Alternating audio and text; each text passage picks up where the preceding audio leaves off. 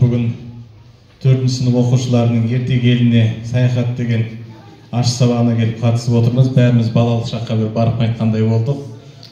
Бұл ертегілердің бәрін біз осы ертегілерді көріп өскенбіз. Құрметті ата-аналар, сіздер де білесіздер. Бәрі керемет болды. Ертегі рөлін ойнаған оқушыларға сіздерге көп-көп рахмет. Жақсы ойнап шықтыңыздар. Алдағы уақытта да осындай биік сахнада көріне берулеріңе шын жүректен тілектеспін. Сабақтарыңды тек қана жақсы оқып, бұдан да биік керемет ертегілерді сахнада сахналап жүре беріңіздер. Көп-көп рахмет сіздерге. Сабақтарыңыз жоғары деңгейде. Рахмет. Сіздерге де көп-көп рахмет. Келіп қатысып, құрметті ата-аналар, бұл жерде 50% сол сіздердің көмектеріңіз, сіздердің арқаларыңызда сахнаға шығып отыр. Балаларыңызды қолдап келіп отқан үшін сіздерге де көп-көп рахмет. Және де сынып жетекшісі, сізге де көп-көп рахмет. Неше күн болды осы жерде сахнада дайындап оқушыларды.